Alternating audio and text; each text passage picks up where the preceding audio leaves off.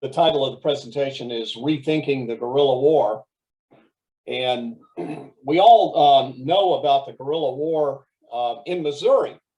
We're all familiar with all the facts that came out of Missouri-Kansas conflict that actually occurred before the Civil War. But very few people have heard about the guerrilla war in Georgia, which was quite active. I developed this course in 2017 for Kennesaw State University and have taught this guerrilla war in Georgia course approximately about 6 times locally here between Kennesaw and Emory. And I've lectured on the subject quite a bit locally here in the Atlanta, North Georgia area. So the guerrillas Georgia is not as glorious as the major battles. I'm presently about 7 miles from Kennesaw Mountain Battlefield, which was a pretty large battle in June of 1864. But the guerrilla war is much more troubling. And people ask me about the guerrillas, and I said the only monuments to guerrillas are tombstones. We don't have any guerrilla statues or anything like that. We're all familiar with the guerrilla, this written by Forrest Carter from Alabama, and we're kind of familiar with the guerrillas and the outlaws and out west, the James Gang and many others that were irregulars and guerrillas during the war. And after the war was over, they turned outlaw. So it was generally thought that the irregular warfare had very little impact on the Civil War.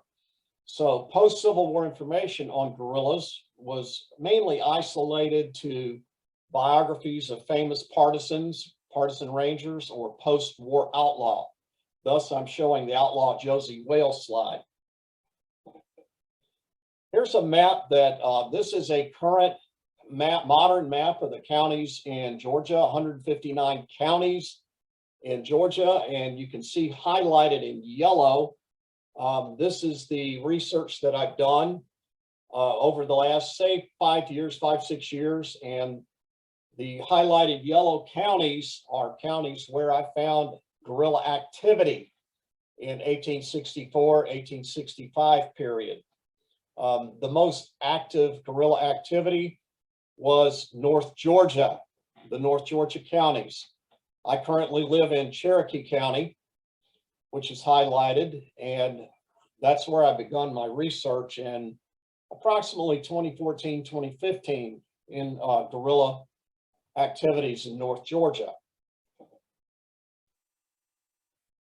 North Georgia has a very diverse terrain features. So I'm going to show you a few slides about showing the terrain, the diverse terrain in Georgia. And this also had a really impact on irregular warfare, guerrilla warfare in the state of Georgia, the terrain. This slide here is taken in Pickens County, and it's taken looking south from Highway 136 in Pickens. Toward in the distance is the Kennesaw Mountain Altoona Range in the far distance, which is approximately about 25 to 28 miles away.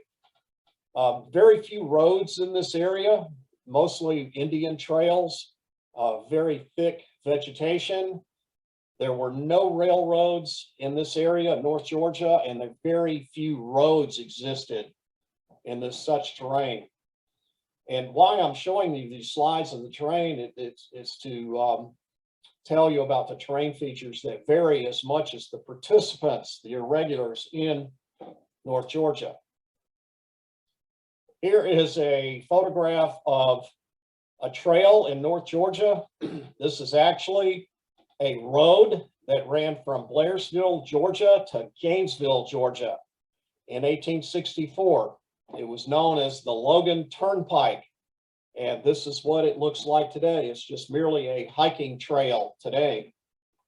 North Georgia, as I mentioned, with its rugged mountain, the terrain, few railroads, few roads. There were no large towns, and North Georgia was a very fertile ground for bands of men that roamed through the area. In North Georgia, in the mountains, the war took a vicious form of a local struggle by 1864 between Unionists, deserters, draft evaders, home guards, and state cavalry. The next slide, the third slide I'm showing you now, is of the Pine Barrens of Middle Georgia. The Pine Barrens of Middle Georgia have scattered plantations and very isolated farms. It was a breeding ground for, in 1864, for class dissension. The poor farmers, the people that lived around on the outskirts of the towns, and the plantations that existed widespread throughout the area. As the war progressed into 1864, the Pine Barrens of Middle Georgia and the small towns throughout Middle Georgia began to witness much political discontent and dissension within the state of Georgia. The Pine Barrens gave birth to a early peace movement within Georgia that I talk about in my classes. This slide here shows the wiregrass region of South and Southwest Georgia and the area along the Chattahoochee Valley region below Columbus, Georgia, down into North Florida. This shows very little vegetation. You have very tall longleaf pines, very large pine cones, and you have these little spiky wiregrass. This is actually wiregrass in the foreground and these little spiky plants. This terrain is pretty much the same in Southwest Alabama, North Florida, Southwest Georgia, and Southern Georgia below Albany and Valdosta region. The wiregrass, and it's a very large cotton producing area of Georgia, especially the Chattahoochee Valley. It suffered from quite a few raids from deserter bands and irregulars that hid out in this area, and they built forts and raided into the towns, the local towns, for provisions. They also raided from this region into southeast Alabama, North Florida, back and forth across the border. There was a lot of activity with deserter bands, draft evaders, and Unionists coming up from Florida into South Georgia. This inviting picture here is of the Okefenokee Swamp in lower southeast Georgia, running into North Florida. It's a very vast 400,000 acre swamp. Looks pretty inviting, doesn't it? In the Okefenokee Swamp, the Native Americans, Indians, were displaced into Florida during the Seminole War. So pretty much no one lived in this vast swamp. People lived on the outskirts of the swamp and lived mostly by hunting and trapping and fishing. And they were very poor. There are no major towns that border the Okefenokee Swamp during this period. So in 1864, the swamp was inhabited by, number one, runaway slaves, number two, draft evaders, number three, deserters from both armies coming up from Florida and from the coastal region. And they hid out in islands, which were raised areas in this swamp where they could build forts and huts, and they hid out. It's been written, and it's also, I found references to over 1,000 to 1,500 deserters hiding out in this vast Okefenokee swamp. I kind of doubt it. I really do. I do not think the swamp could sustain 1,000 or 1,500 men, and they live and not starve to death. I think it was more like 100, 1,500 deserters. One thing I found out about the Okefenokee Swamp and the Civil War And the guerrilla activity is the locals that lived on the perimeter in the towns that existed were complaining to the governor for assistance, financial assistance. And they used the deserters and the guerrillas and the draft evaders as an excuse to obtain funds for subsistence from the state of Georgia. This actually wasn't known until long after the Civil War was over. So this is the last terrain slide. So as you can see, Georgia, the guerrilla war, the irregular war was very diverse because of the different terrain in Georgia. The most activity in the irregular war in the state just happened to be the Appalachian region of North Georgia. That's where I was able to locate the most numerous bands of men in Georgia for the guerrilla war. Over my years of research and teaching, I've been able to identify up to 25 named separate bands that existed in Georgia during the Civil War. Guerrilla bands, irregular bands. Missouri, I've read mention in Missouri. Missouri had some 220 guerrilla bands in Missouri and Kansas during the Civil War. So Georgia definitely was a factor with irregular war. To make note, for almost a century and a half, guerrillas were considered a sideshow as part of the history of the Civil War. It was thought that irregular war, guerrilla warfare had very little impact on the war. The information on guerrillas was, prior to a few years ago, was isolated to biographies of famous guerrillas, the James Gang, and infamous outlaws of the West. Women's diaries and letters that were published after the Civil War gave us a lot of details on guerrilla activity in Georgia.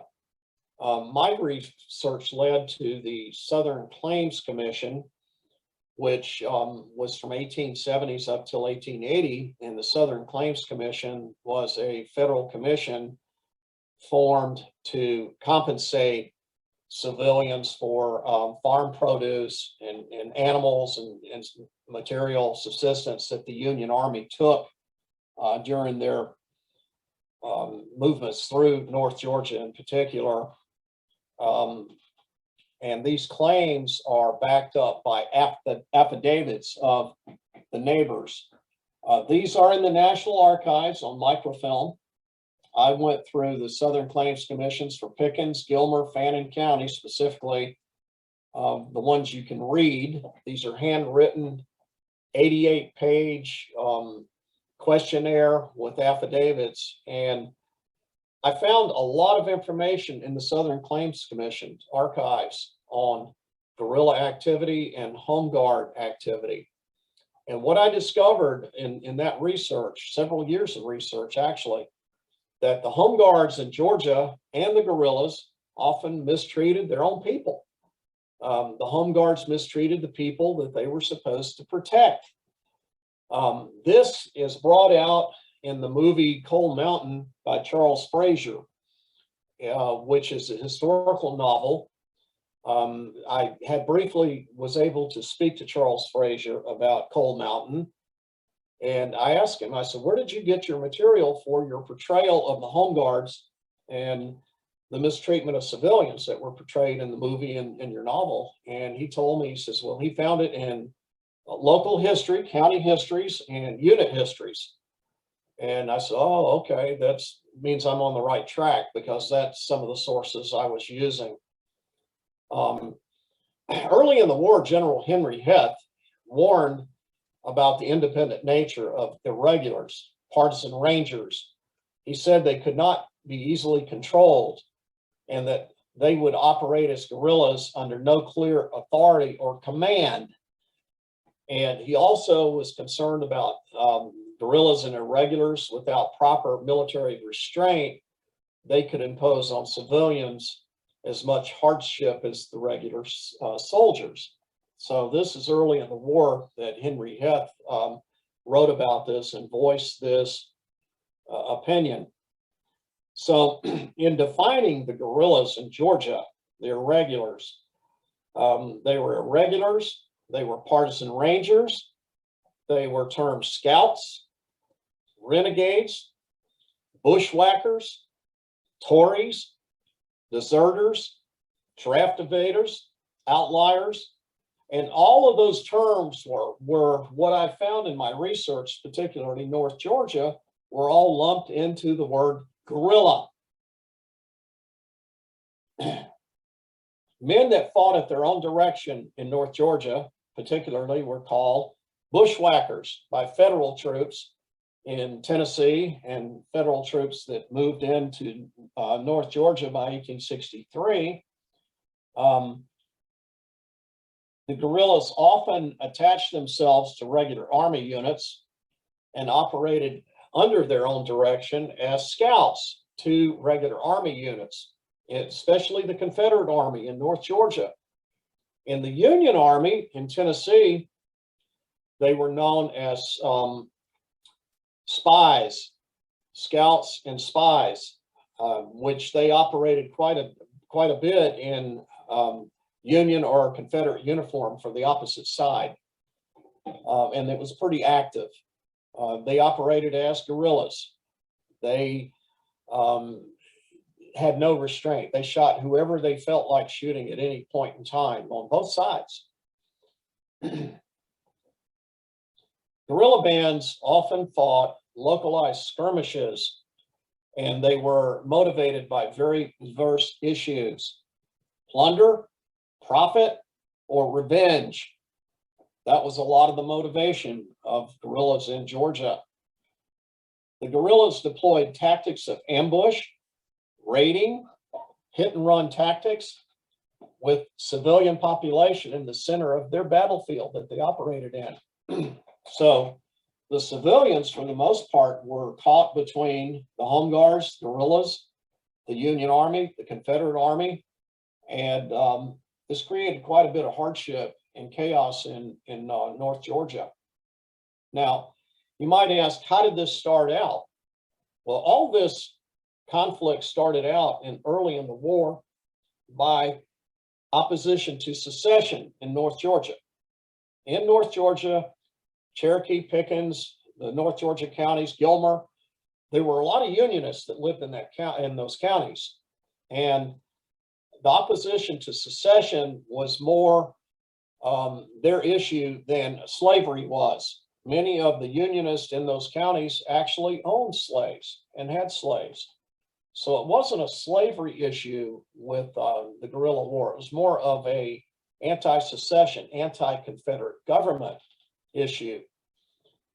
This was made worse in 1862 by the Confederate government issuing a draft law in April 1862, drafting men 18 to about 35. This created quite a hardship. The second thing that occurred in April 1862 that created a lot of the fuel for the guerrilla warfare was tax in kind issued by the Confederate government. What that was is farmers had to give up 10% of their farm produce, their earnings, their farm produce, to the state to sustain the Confederate military, the Home Guard, state troops, the regular army. This created a lot of hardship. Both the draft law and the tax in kind laws created a lot of hardship for civilians, especially the women and children that were left at home. The veterans were quite often in Virginia fighting, later Tennessee. So what this did, this fueled a desertion, draft evader factor in Georgia.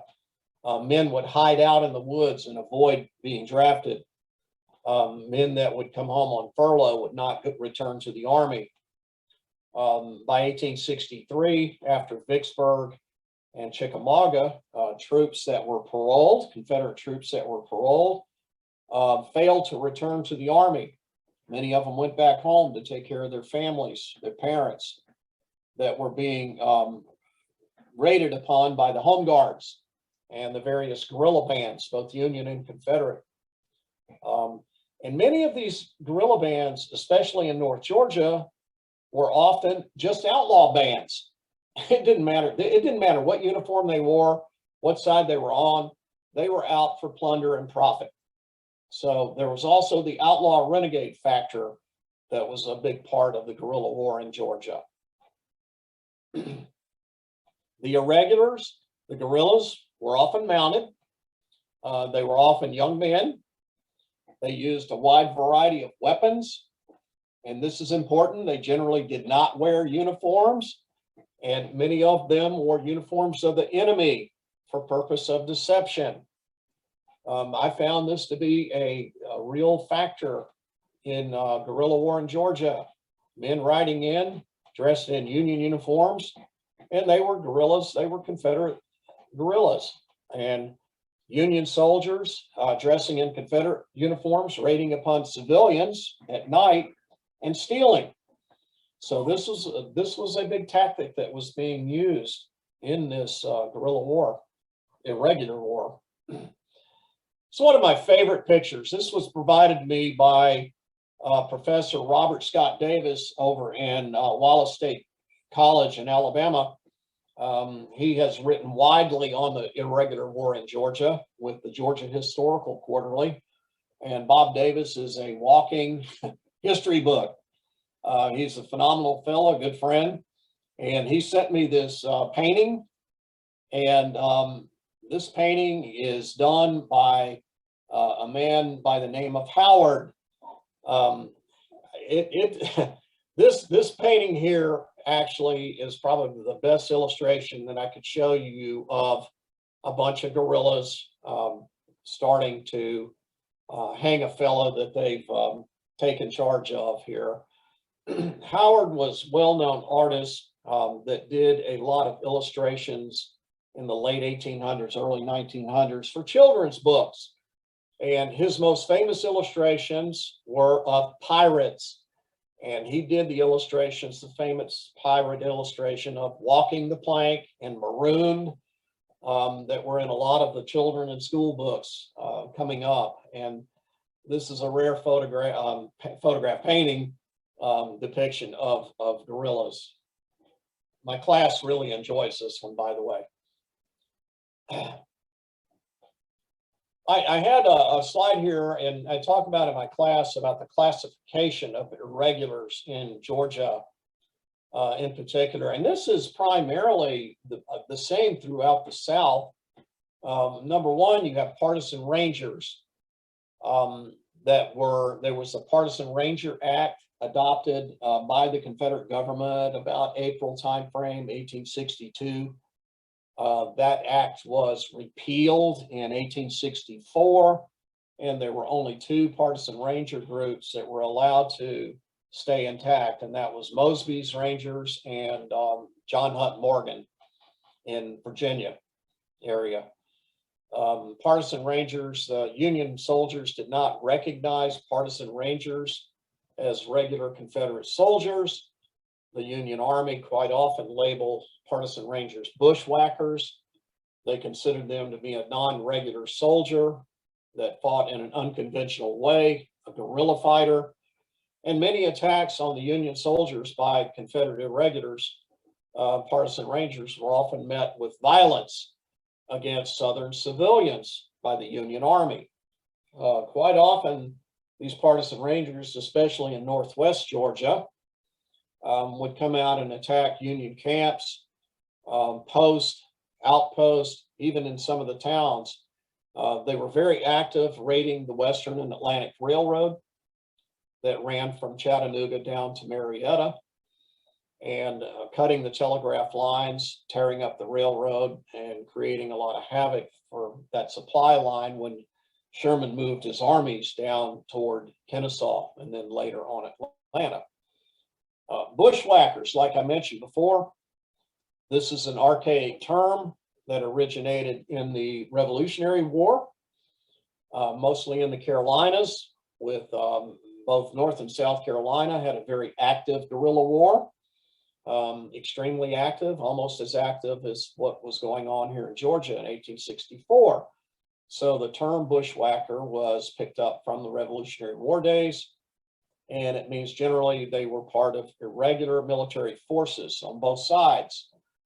While bushwhackers conducted well-organized raids against the military, the most dire attacks by bushwhackers were ambushes of individuals, like the slide showed with the man sitting on the horse. Families in rural areas suffered from bushwhacker attacks. The bushwhacking attacks were particularly inflammatory since they frequently amounted to fighting between neighbors. This fighting often was to settle personal accounts. Since the attacks were non-uniform, the state government response was very complicated, trying to decide whether they were legitimate military attacks by partisan rangers or criminal outlaw terrorist activities. Another classification are state scouts or state troops. Most of the state troops were state-raised cavalry. It originated from the Georgia State Guard, later the Georgia State Line, militia unit, home guards from non-conscript men in 1864 and 1865. And the state cavalry was often titled scouts because they were mounted and they were armed with a variety of weapons. They were still not often in military uniform. And it was noted during and after the war that the state scouts were more often raiders, and they acted like guerrillas.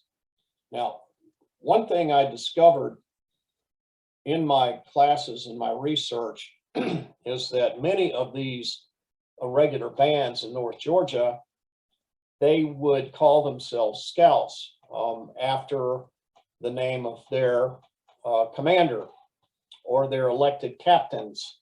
So you would have the Jessup Scouts or the Graham Scouts or the McCullum Scouts and vice versa. So what they were doing is these irregulars were trying to create some kind of legitimate military force. They knew that after the war, there was going to be some reckoning, and they would have to answer to someone after the war because of their activities.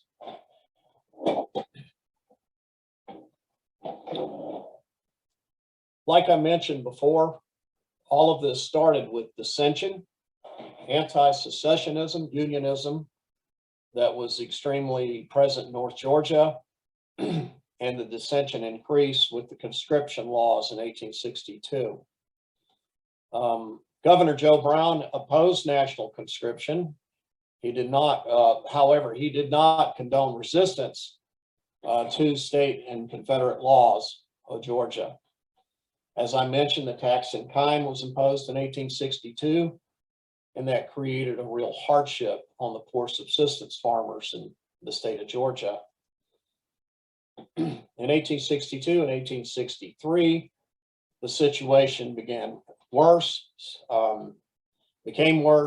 as Army deserters and outliers, draft evaders joined and band together and formed Tory bands. There's another term from a Revolutionary War you may be familiar with, Tory. A Tory was a person that was not a believer, was not a supporter in the Southern cause, the Confederate government. So if you were not a believer and you weren't an active supporter, you were a doubter, you were often labeled a Tory by your neighbors, and you were fair game for home guards and guerrilla bands and whatever armed band might be in your neighborhood. This was especially true throughout the state of Georgia, not just North Georgia, but Central Georgia. The Pine Barrens area was extremely active in this type of activity against their neighbors.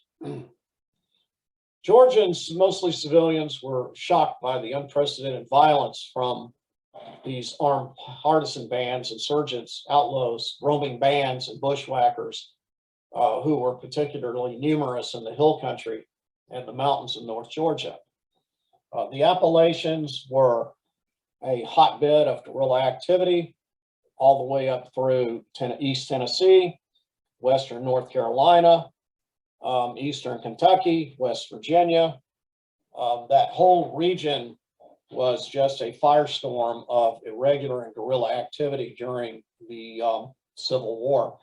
There were also isolated areas of Northeast Alabama and in Mississippi and in Louisiana of guerrilla activity, irregular activity, mostly people hiding out and avoiding the draft.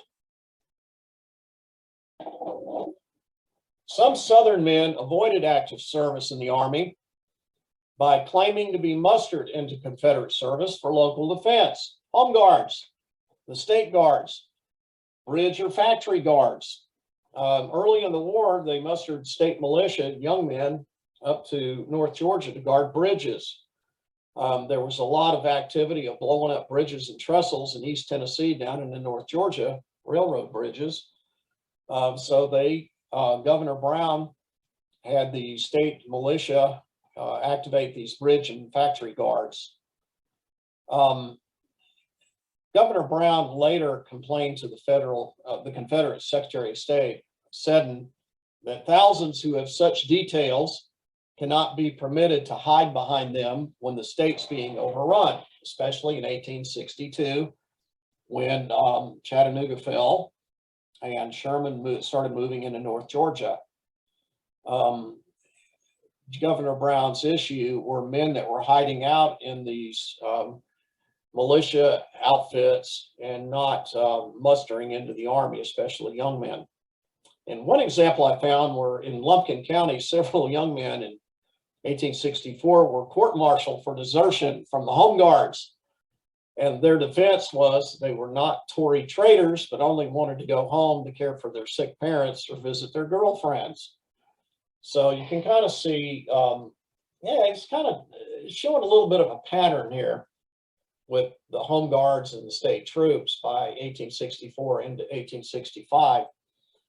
By late 1864, there was a marked war weariness in Georgia. This really began with the Chickamauga campaign in 1863. At the end of the Chickamauga campaign, there were companies in several of the Georgia regiments, notably the 52nd Georgia and the 65th Georgia. Entire companies deserted. One captain in the 52nd Georgia, he only had 4 men left in his company, and he resigned his commission. He said he could not carry on the war without any troops. So that's how bad it was after Chickamauga.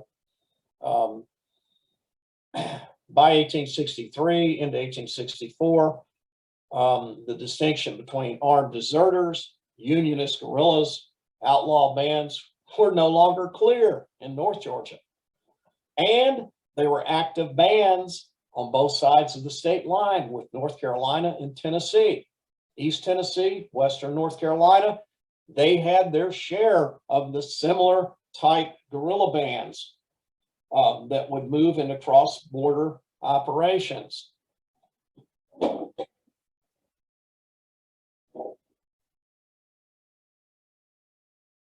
And I just mentioned by the end of 1863 and 1864, there were so many active irregular bands on both sides of the state line. By late 1864, the war in Georgia had reached a new level of abuse and extreme actions as the Home Guards and the guerrilla bands amplified the conflict in the mountains. And this was portrayed in my map. You could see a lot of yellow in those North Georgia counties, whereas as you move south, it's just spotted and scattered.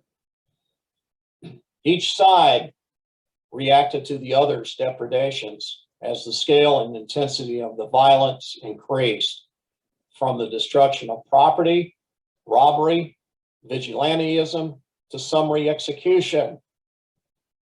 Many of the Home Guards groups in North Georgia, their job specifically was to round up deserters and draft evaders and turned them back into the Confederate Army camps to be mustered back into the Army.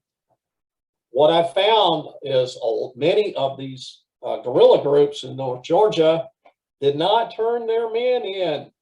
They merely captured them, robbed them, shot them, or hung them. So they were not following the orders that they were supposed to do from the governor, the instructions that were issued by the governor of Georgia and the state military department of Georgia. Here's a period illustration that I received from Professor Robert Davis at Wallace State College. It's also featured in Frank Leslie's Illustrated News, 1864, and it shows a little bit of the guerrilla activity that was occurring. The Harper's Weekly and Frank Leslie's News have a lot of illustrations of guerrilla activity, irregular activity. It's amazing. So this made interesting news and reading. You can see on the left where a family is being burned out of their house by men. They don't appear to be in any type of uniform. The men on the right, same thing. They're firing on a isolated farmhouse, one side of the other, and shooting the people as they flee out of the house. Now, in my research, and in my classes, I have a wealth of family stories from county histories, from family histories, from genealogy. This stuff's not in books. There's bits and pieces in books, and there's more information now coming out in books being published. I only found 2 books that specifically talk about specific groups of guerrillas in Georgia in print.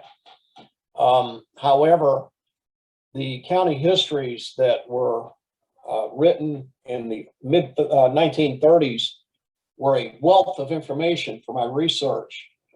And especially in Pickens and Cherokee County, I found actual chapters on guerrilla activity in those 2 counties when I began my research in 2015, 2016. So in my classes, it's more of storytelling, you might say, where I'm telling the stories of the families that experience this type of irregular warfare in North Georgia. And it's almost never ending, the stories that I've uncovered and discovered from women's diaries, a few letters. I'll be at a presentation and someone will tell me about an incident. For instance, a minister that was killed by the Home Guards in Northeast Cherokee for preaching against the war. And I actually ran that down and found his grave in a church, a remote church in Northeast Cherokee County. So these stories are so widespread. It took me years of research to visit cemeteries and churchyards and uncover all of this type of activity that we see in the illustrations, all part of the guerrilla war in Georgia. During this period, 1864, 1865, the civilians in Georgia struggled to try to maintain some level of livelihood, but they found that they were immersed in an escalating internal struggle. By late 1864 into 1865, many of the functions of their local society had broken down and completely collapsed. In most of North Georgia, there were no courts, there were no schools. It was subsistence farming. Many of the women were struggling. The men were off to war or were hiding out. There was a drought in North Georgia. There was extreme hardship. Law and order had ceased to exist beyond those that had the most military power at a specific time or place in Georgia. The economic system in Georgia was eroded. What was once a thriving agricultural economy in the state of Georgia turned almost into a pure subsistence one. Every family feared for their homes, livestock, crops, and lives during this period. Here's another illustration, I believe, from Leslie's Illustrated, showing a conference correspondence with Bushwhackers. Good illustration of irregulars in the upcountry of North Georgia.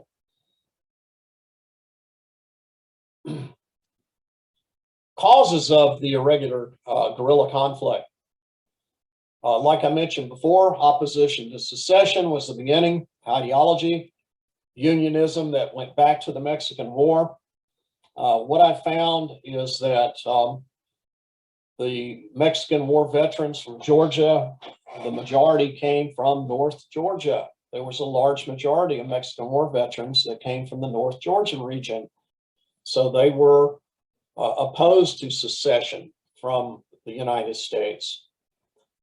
Also, there was widespread economic self-interest, plantations, politicians, greed, war profiteering, speculation. The bobtail aristocracy, that was a term coined by Andrew Johnson of Tennessee. And what the bobtail aristocracy was, in the small towns outside of the main cities in the state of Georgia, the smaller towns, you had this bobtail aristocracy. That was the merchants, the lawyers, the politicians, the shopkeepers, and the storekeepers in a town. The poor people that lived on the outskirts in cabins and log cabins and subsistence farming, the people that controlled everything in the small towns were part of this bobtailed aristocracy. In certain areas of the South, that hasn't changed a lot. When you go to small towns in Georgia, North Carolina, South Carolina, the bobtail aristocracy is very much alive. You're going to have the car dealerships, the dentists, the merchants, the store owners, and that sort of thing. And many times in small towns, those people control the politics of that town. Very much so in North Georgia, even into the modern days. Community politics with civilians, local class inequalities, the haves versus the have-nots. Professor David Williams at Valdosta State writes about this exclusively from Valdosta States.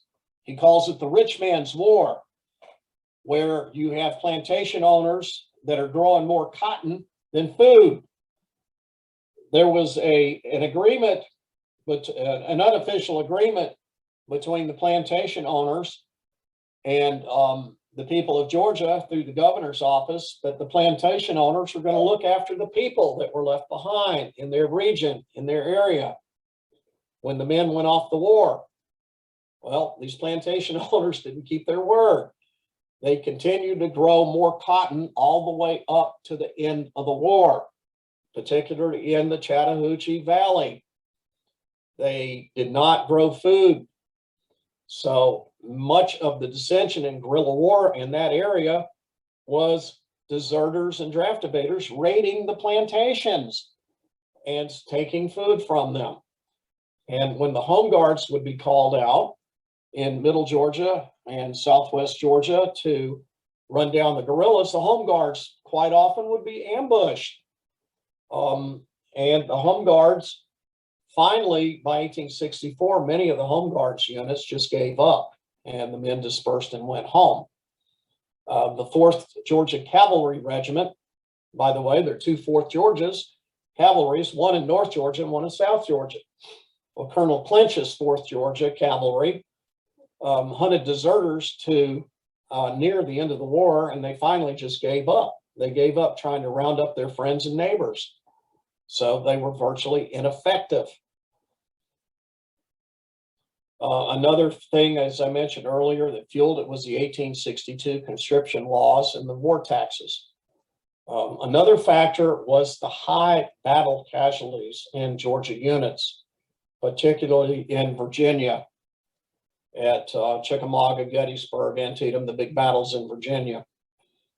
Georgia units took tremendous casualties. By 1863 into 1864, as I mentioned previously, there was economic decline in the state of Georgia due to the war, the entrance of the Union Army into North Georgia, the fall of Atlanta, a transportation railroad hub, and then Sherman marching down to Savannah. Here's another illustration. I'm not sure what publication this is from, a period showing home guards pursuing a poor soul in the woods and firing on him. And as the war progressed, hundreds of deserters returned home rather than to continue to fight for the Confederate cause, And they joined the draft evaders hiding out in the woods and forming bands and arming themselves.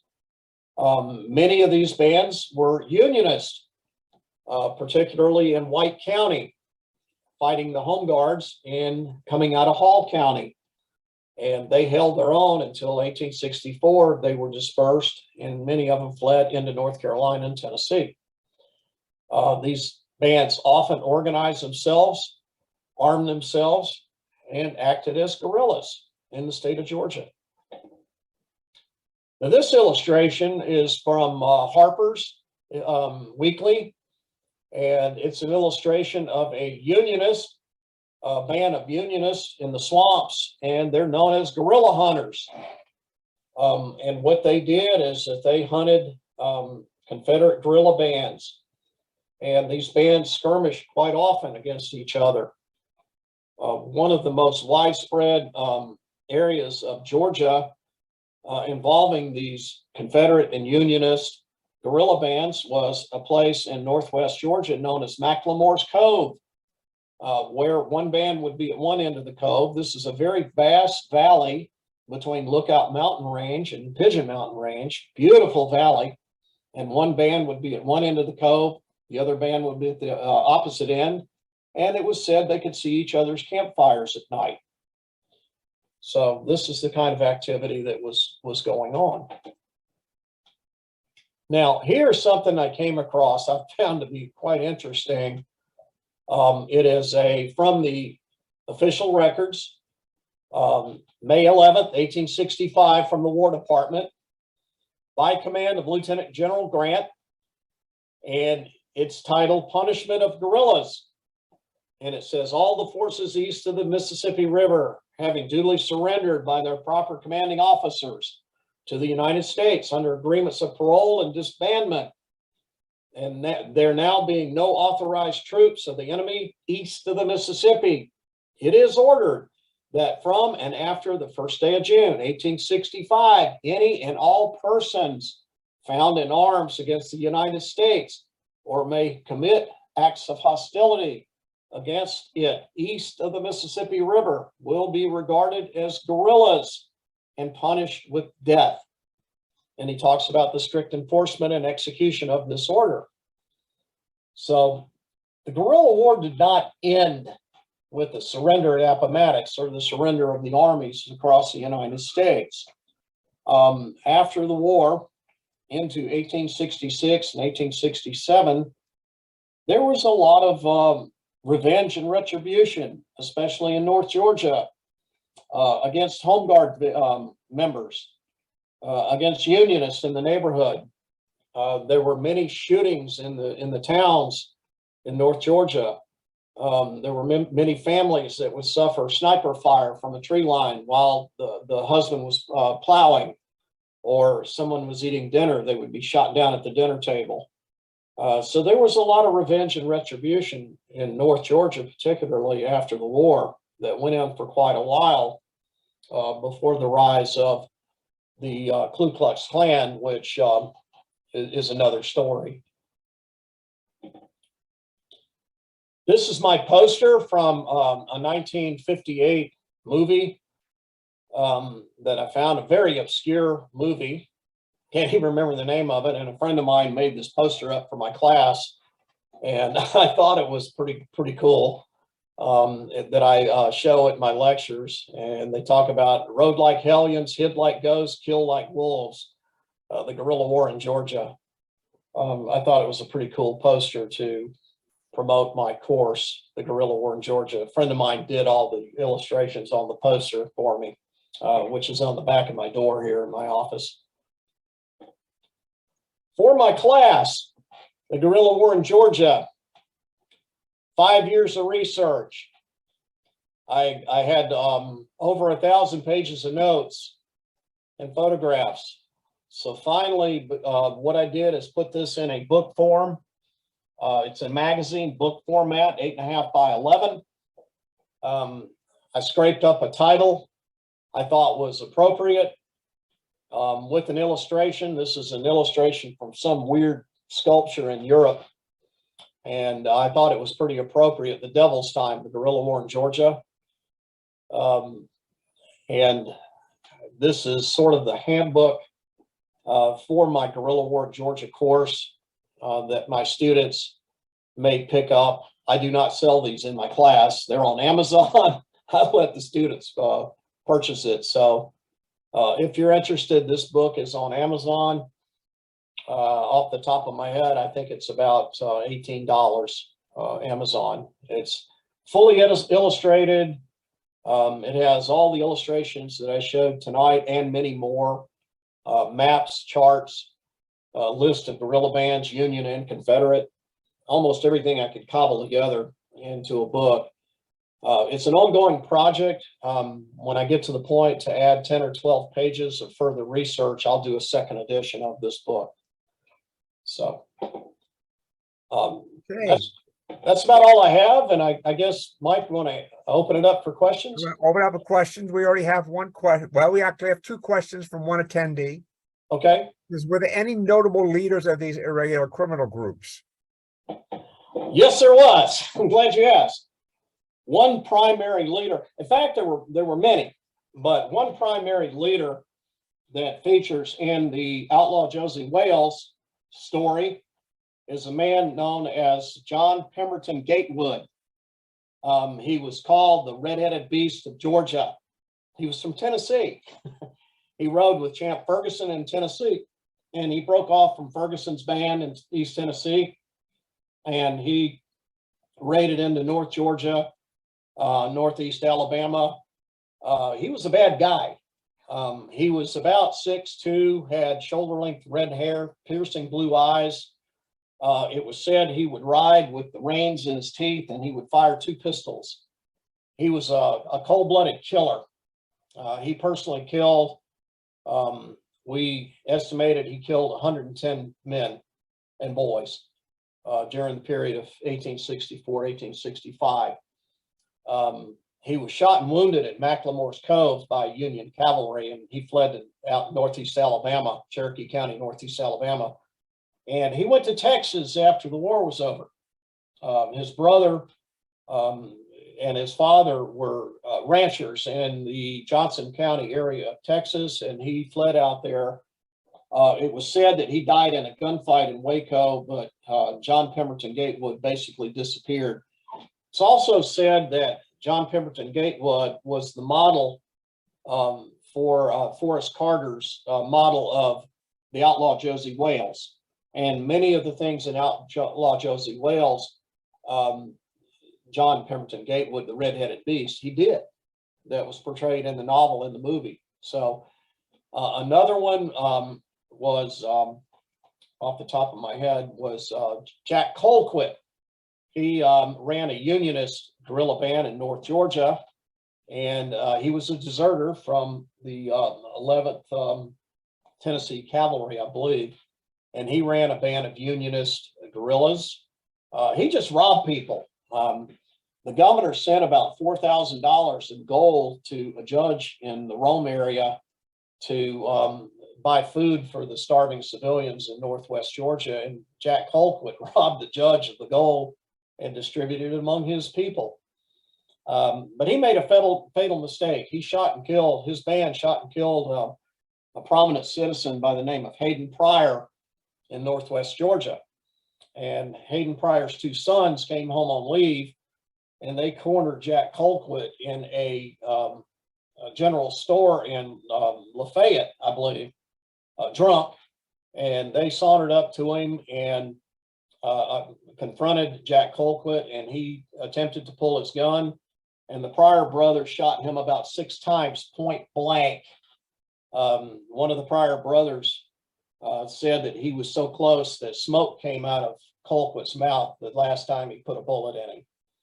So, and they laid his body up on the counter of the store for display. So it's almost like the Wild West type stories with these men. Benjamin Jordan ran an active guerrilla band out of Pickens County. He was a bad individual. He killed quite a few civilians. He raided the railroad. He had a price on his head from Sherman. He was another one that disappeared after the war. It was said he was killed in a bar fight in Florida, but we don't know. These men disappeared after the war, many of them, the ones that weren't killed. So there are numerous well-known individuals that are documented in books and mentioned in books. Next, if I go, next question. Mhm. You talk about them stealing gold, especially this one. Did these guerrilla groups do well financially? Basically, I guess yes and no. Okay. I guess if you get $4,000 worth of gold and you've got less than like 30 guys, you got a little change in your pocket. For the most part, they did steal, and the home guards did too, from civilians. And when they raided these civilians, the first thing they took were gold and silver and money. And then they would take farm provisions and the hogs, the chickens, the cows, and whatever. Whether they really profited, it was kind of on a biblical sense. They didn't end up well. They didn't end up wealthy. Okay. So it wasn't like prohibition, where certain ones wound up being exceedingly wealthy based upon upon their activities during the war. Well, that followed the moonshine after the war, and it's almost like in North Georgia, it switched sides. The Confederates were moonshining, and the Unionists were the revenuers and law enforcement. So it's almost like it switched sides. But I don't think the guerrillas profited, the ones that survived the war. Next question looks at Jefferson Davis, because he was captured in Georgia. Do you think the irregular warfare in Georgia played in his decision to head into Georgia, or was Georgia the best place for him to escape by sea? Possibly so. He was heading south. I believe he was captured in Irwinville. I don't know. Maybe you guys know whether he was heading to Texas or whether he was heading to the Gulf to board a ship and leave the United States. The area he was captured in was pretty sparse area. It wasn't North Georgia where the majority of the guerrilla warfare, regular warfare was taking place. So no, I don't think it had anything with him moving into that area. I think he was just moving through Georgia to get out of the United States. Okay. That's it for questions right now, unless somebody else pops up. What would you like to have in closing? Well, like I say, this is an ongoing course, and adding to it. And like I say, this is just a presentation, sort of an outline of guerrilla war. There's much more to it than what I've talked about tonight, the personal stories.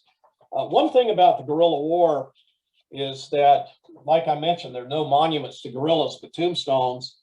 And the irregular war and the guerrilla war was close to home, and it was much more personal than the mainstream Civil War. Because of neighbors, families, and the activity of the guerrillas. So that kind of, I think, sums it up.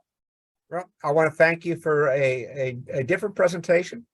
We bounce back and forth in time, so I think yours bounced us back by about 150 years, because we looked back. It does. Last talk was about Afghanistan, so we did bounce back. Now for the page.